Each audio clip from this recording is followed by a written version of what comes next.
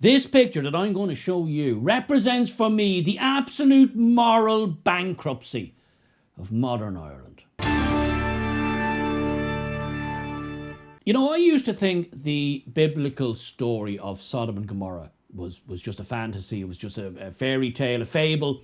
Hadn't really any great relevance. I mean, I heard the story when I don't know how old I was, 5 or 6 or 7, whatever it was, and it came up in the, as things do, in the general readings, and you know, we were all Catholics here, pretty much the vast majority of us were, so we were imbibed in the school curriculum in religious teachings and the Bible and all of the church's goings on. So of course you get a snippet of all of these stories, and they become part of the fabric of your daily life, your growing up and your childish experience. Now, Sodom and Gomorrah came up, of course, as they all did, and I thought, wow, that sounds absolutely horrendous and outlandish and crazy, and it's barely believable. Even as a child, you're thinking, wow, that's really out there. How that could never possibly happen, because you live, as we did, in a pretty sane society. It wasn't perfect by any means, but compared to today, it was a beacon of sanity. So, and I was also thinking about the pillar of salt thing, you know, Lot's wife and the pillars. I thought,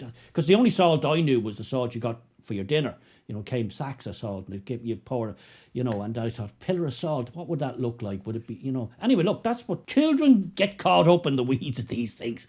Anyway, the point I'm making is this: Sodom and Gomorrah was there for a reason. It was there for a very good reason. It was a cautionary tale. It was a warning. It was a warning about how societies can descend into immorality and chaos and depravity. And whilst back in those days you're thinking, yeah, but that could never happen here. Well, I'm here to tell you it is happening here. It is happening here. That was because I'm sure in antiquity and back through all the ages, societies, tribes, cities, states, empires, they all, you know, could fall into this trap. And many of them, if not all of them, eventually did. They went bad. They went wrong. And we here in the West are now there. You are here, as they say. You are now Sodom and Gomorrah. And no more is this right than here in Ireland. Here in Ireland. And I'm going to show you why. I'm going to show you something that I saw the other day that absolutely encapsulated that very idea. It absolutely brought it home to me, like a bolt from the blue, you know, like a hammer blow. That yes, we are there now. We are definitely there now. The old foundations of society, the 10 Commandments, the 7 deadly sins, all that, the things that, they were basically the pillars, the foundation of the thing that you could build a worthwhile and useful life and existence on. Well, they're all not only gone and done away with. As far as the 7 deadly sins goes, I think they're just actively praised and lauded. They're celebrated. It's not a cautionary thing anymore. It's not a case of, look, if you stay away from this kind of stuff and you'll be good to go, you'll be good. Now they're actually celebrated. You can't open up your phone or click on any social media without some form of lust being thrown in your face through advertisements or various other means. You know, the 7 deadly sins are no longer seen as a bad thing. They're now actually celebrated as being good. Check out, if you will, this picture here. Yeah, I know what you're thinking. I know exactly. You're thinking, well, okay, so what? Who are these 2 old boots? And what that got to do with the price of fish? Well, I'm going to tell you. That picture there is absolutely reprehensible. It's absolutely abhorrent. It's reprehensible. I would go so far as to say it's downright evil. And I don't just mean this woman's hairstyle. That's reprehensible, but for a whole other reason. Why are these 2 geraniums looking so absolutely ecstatically happy and excited? What are they celebrating?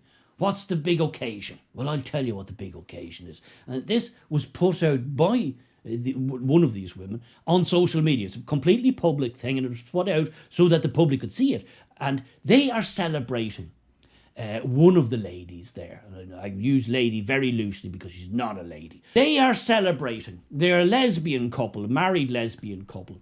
They're celebrating that one of these women has performed 300 abortions in the last year. last 12 months. That's the celebration. That is the celebration. I kid you not. This is not a wind-up. It's not AI. This is real. This is absolutely real. They are celebrating, as you can see, very, very happily, ecstatically, excitedly. They're happily celebrating that one of these people has performed 300 abortions in the last 12 months. She's ended the life of 300 human beings in the space of just 12 months. And she, as you can see, is so proud of that achievement. She's so happy, she's excited.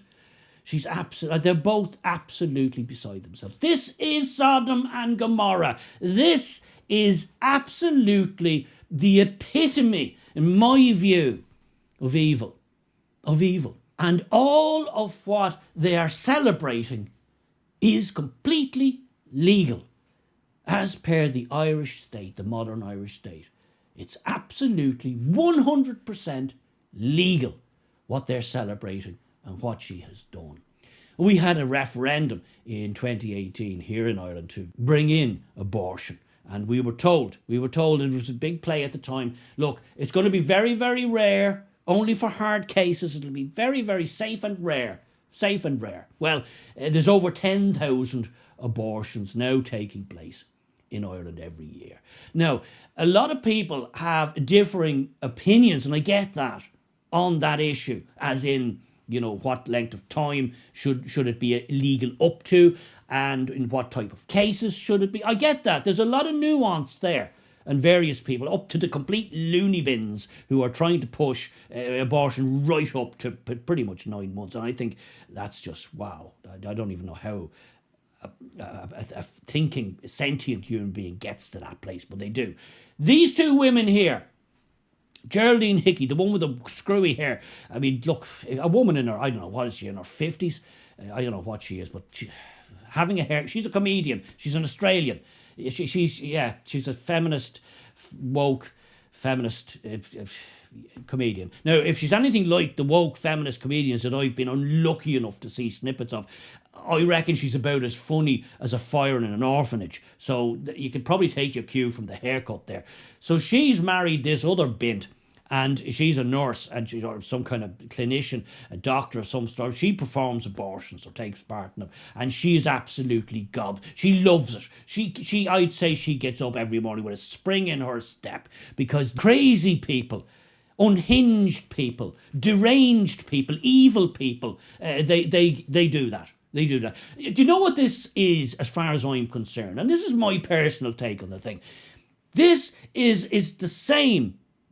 It's the same as somebody back in the day, in the dark days of many decades ago, somebody, say, having a big celebration with loads of drinks, wine, fancy meals, loads of photographs, smiling faces, celebrating the anniversary of their first year working at Belsen or Auschwitz.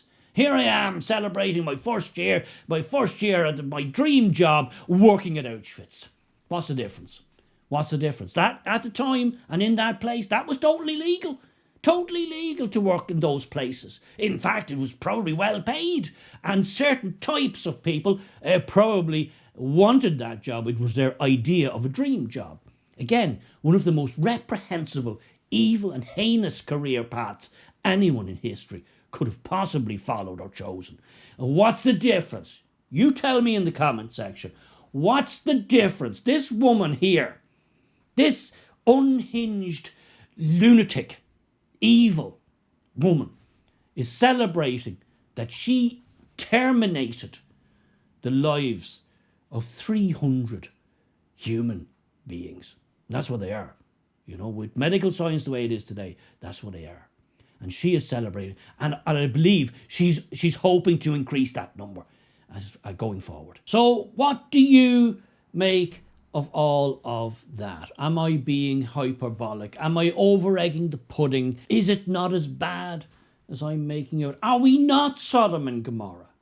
Well, what I've shown you there was these these women celebrating something that I believe personally is evil, is heinous, is despicable, is depraved.